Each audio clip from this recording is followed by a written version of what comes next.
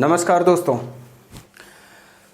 दोबारा मैं आप लोगों के साथ हूं और जीएसटी की सीरीज में हम लोग कुछ आगे आज किसी टॉपिक पे बात करने वाले हैं और उस टॉपिक का नाम है रिकवरी प्रोसीडिंग। यानी कि जीएसटी में जहां पे आपने डिफ़ॉल्ट कर दिया है, जीएसटी वगैरह का पेमेंट नहीं किया है, वहां पे रिकवरी प्रोसीडिंग गवर्नमेंट किस तरीके से करेगी, तो उस पर हम लोग यहाँ पे चर्चा करने वाले हैं। व्यापारी बंधुओं को इस बारे में थोड़ा सा अवेयरनेस भी होना जरूरी है कि जीएसटी डिपार्टमेंट किस तरीके से काम करता है और रिकवरी किस तरीके से वो इनिशिएट करते हैं। ठीक है, तो रिकवरी प्रोसीडिंग अगर हम बात करें तो सीजीएसटी एक्ट 2017 में इसकी चर्चा की गई है और जो कि सेक्शन 78 और 79 में इसकी बात की गई है कि रिकवरी प्रोसीडिंग किस तरीके से किया जाएगा, उसका प्रोसीजर क्या होगा, इन सारी बातों पे। तो सबसे पहला मुद्दा यहाँ पे है दोस्तों कि रिकवरी जब डिपार्टमेंट इनिशिएट करती है तो सेक्शन 78 में वो इनिशिएट करती है। तो जहाँ पे रिकवरी इनिशिएट करने का कॉन्सेप्ट यहाँ पे लागू हो जाता है कि डिपार्टमेंट ने यानी कि प्रॉपर ऑफिसर ने ऑर्डर पास कर दिया है, यानी कि रिकवरी का ऑर्डर पास कर दिया है कि जितना अमाउंट वगैरह ड्यू है जीएसटी वगैरह लेने के लिए वो सारा ऑर्डर पास हो गया है। ऑर्डर पास होने के 3 महीने के अंदर जो कि आपको पेमेंट करना होता है। अगर आप 3 महीने के अंदर पेमेंट नहीं करते हैं ऑर्डर की डेट से, तब दोस्तों वहां पे रिकवरी प्रोसीडिंग शुरू हो जाती है। यानी कि पहला रिकवरी इनिशिएट की जाती है जहां पे ऑर्डर पास होने के बाद 3 महीने का आपको टाइम दिया जाता है from the date of order. और अगर उस 3 महीने के अंदर आपने पेमेंट नहीं किया, जो भी ड्यूज वगैरह होते हैं उसका पेमेंट नहीं किया, तब अल्टीमेटली जो है रिकवरी प्रोसीडिंग शुरू हो जाएगी। तो रिकवरी प्रोसीडिंग की अगर हम बात करें तो सेक्शन 79 ऑफ सीजीएसटी एक्ट 2017 में इसकी चर्चा की गई है और रिकवरी प्रोसीडिंग के लिए सेक्शन 79 में करीब 9 तरीके हैं, यानी कि 9 मोड ऑफ रिकवरी हैं डिपार्टमेंट के पास, जो टूल्स हैं कि 9 तरीके से वो रिकवरी कर सकते हैं। तो यहाँ पे सबसे पहले हम बात करें अगर, तो 3 महीने के अंदर अगर आपने जो ऑर्डर पास हुआ था उसमें टैक्स वगैरह का पेमेंट नहीं किया, तो ऐसे केस में डिपार्टमेंट के पास वेरियस एक्शन लेने के ऑप्शन हैं कि वेरियस तरीके से वो एक्शन आपके ऊपर ले सकते हैं रिकवरी करने के लिए।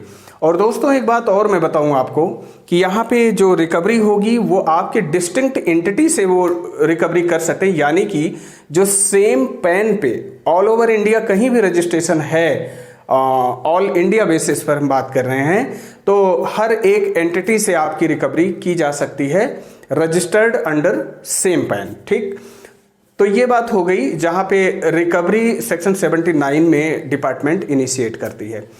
अब दोस्तों अगला मुद्दा ये आता है कि ठीक है, टैक्स पेयर ने यानी कि रजिस्टर्ड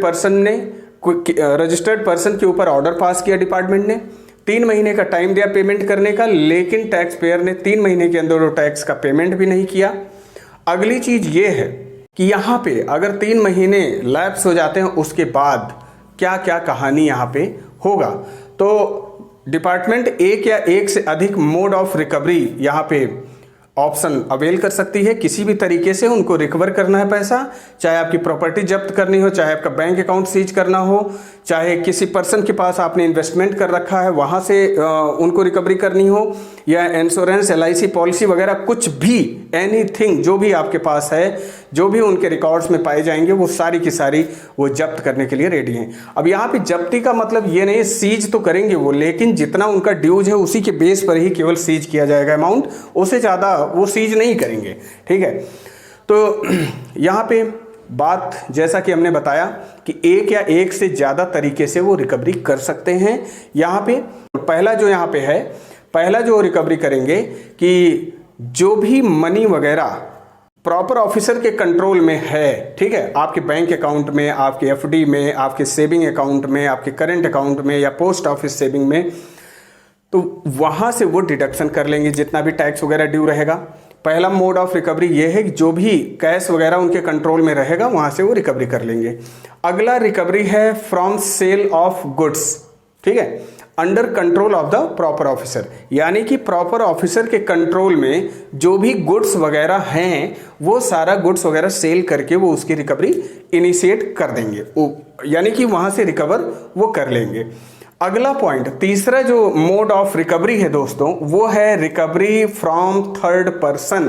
थर्ड पर्सन का मतलब ये है कि मान लीजिए वैसे अगर मैं बताऊं आपको तो जो थर्ड पर्सन से रिकवरी होती है, थर्ड पर्सन से रिकवरी को हम गार्निशी प्रोसीडिंग कहते हैं, जहां पे किसी थर्ड पर्सन से रिकवर अमाउंट किया जाएगा। जैसे अगर हम बात करें, कहीं बैंक में आपने, किसी भी बैंक में आपने फिक्स डिपॉजिट कर रखा है तो बैंक से रिकवरी की जाएगी आपके रिस्पेक्ट में, जो वहाँ पे एफडी वगैरह हैं वहाँ से। और अगली चीज़ है, किसी कंपनी में या किसी के पास आपने इन्वेस्टमेंट कर रखा है तो वहाँ से वो रिकवरी करेंगे। आपने किसी को क्रेडिट में गुड्स बेच रखा था, उससे पैसे लेने हैं तो उस बंदे से वो रिकवरी कर सकते हैं, ठीक है, जिससे आपको पैसे लेने थे, ठीक है। तो ये बात हो गई। और अगला है, जैसा मैंने बता दिया, बैंक, पोस्ट ऑफिस वगैरह, इंश्योरेंस कंपनीज वगैरह में जहाँ पे भी आपके इन्वेस्टमेंट वगैरह पाए जाते हैं वहाँ से वो रिकवरी कर सकते हैं। अगला जो चौथा मोड ऑफ रिकवरी है वो है दोस्तों recovery from sale of movable या इमूवेबल प्रॉपर्टी। यानी कि आपके पास कोई मूवेबल प्रॉपर्टी है, जैसे आपकी कोई गाड़ी है, कार है, ट्रक है, व्हीकल है वगैरह वगैरह, इन सबको, गोल्ड है, जो भी चीज़ें हैं, ठीक है। अगला इमूवेबल प्रॉपर्टी, आपकी लैंड है, बिल्डिंग है, या लैंड बिल्डिंग दोनों है, तो वहाँ से भी वो रिकवरी कर सकते हैं, ठीक। तो मेरे विचार से ये भी बात आपको समझ में आ गई होगी। अगला मुद्दा यहाँ पे है कि recovery as arrear of land revenue. हालांकि जैसे district collector land revenue collect करता है, उसी तरीके से इसकी भी रिकवरी की जाएगी। प्रॉपर ऑफिसर एक सर्टिफिकेट बना के देगा, किसको? डिस्ट्रिक्ट कलेक्टर को। डिस्ट्रिक्ट कलेक्टर को जैसे ही वो सर्टिफिकेट मिलेगा, डिस्ट्रिक्ट कलेक्टर तुरंत उस सर्टिफिकेट के बेस पर रिकवरी इनिशिएट कर देगा। जितनी भी पावर या फोर्स लगानी पड़ सकती है उसको, उस तरीके से वो रिकवर करेंगे। तो दोस्तों यहाँ पे हम लोगों ने मूवेबल और इमूवेबल यानी कि 4 मोड ऑफ पेमेंट, और 5वां हम लोगों ने डिस्कस किया यहाँ पे recovery as arrear of land revenue. तो ये यहाँ पे 5 बातों पे हम लोगों ने देखा कि किस तरीके से डिपार्टमेंट रिकवरी कर सकती है, ठीक। अब 6 पॉइंट पे यहाँ पे हम लोग बात करने वाले हैं, जहाँ पे recovery as fine imposed by magistrate. यानी कि रिकवरी जो आपके जीएसटी की ड्यूज की जो रिकवरी होगी वो उसी तरीके से होगी जैसे मजिस्ट्रेट अगर कोई फाइन वगैरह इम्पोज करता है किसी पर्सन पे, जिस तरीके से उसकी रिकवरी की जाती है, पूरी एडमिनिस्ट्रेटिव पावर लगा के रिकवरी करना, उसी तरीके से यहाँ पे रिकवरी इसकी भी की जाएगी। तो यहाँ पे देखा जाए तो वेरियस मोड ऑफ रिकवरी के ऑप्शन है डिपार्टमेंट के पास। तो सारे टैक्स पेयर्स को इन चीज़ों से अवेयर होना चाहिए और गवर्नमेंट ड्यूज को एकदम क्लियर करके चलना चाहिए। यहाँ पे कोई शक वाली बात माइंड में नहीं रखनी चाहिए, ठीक है। अगला हम बात करें दोस्तों तो रिकवरी थ्रू जो है एग्जीक्यूशन ऑफ डिक्री है। डिक्री का मतलब है किसी कोर्ट वगैरह में अगर प्रोसीडिंग चल रही है, वहाँ से डिपार्टमेंट केस जीत जाता है, ठीक है, केस जीत जाता है और आपके अगेंस्ट में ड्यूज वगैरह अराइज हो जाते हैं, तो उस डिक्री के बेस पर आपसे रिकवरी वो कर सकते हैं, ठीक है। अगला जो है यहाँ पे रिकवरी थ्रू श्योरिटी बॉन्ड है। श्योरिटी बॉन्ड का मतलब कुछ बॉन्ड वगैरह फर्निश करवा के आपसे रिकवरी इनिशिएट की जाती है कि भाई अगर जैसे टैक्स पेयर कह रहा है कि हमारे पास पैसे नहीं है अभी देने के लिए, हमारे पास बहुत सारी ऑब्लिगेशन है, ठीक है, और मैं पेमेंट नहीं कर पा रहा हूँ, तो ठीक है भैया, तू पेमेंट नहीं कर पा रहा है तो डिपार्टमेंट को एक श्योरिटी बॉन्ड दे दो, साइन कर दो कि हम इतने दिन में उसका पेमेंट कर देंगे या रिलीज कर देंगे, और अगर नहीं पेमेंट कर पाया तो मेरी ये प्रॉपर्टी आप जब्त कर लेना, अटैच कर लेना। ये सारी चीज़ें यहाँ पे आ जाती हैं।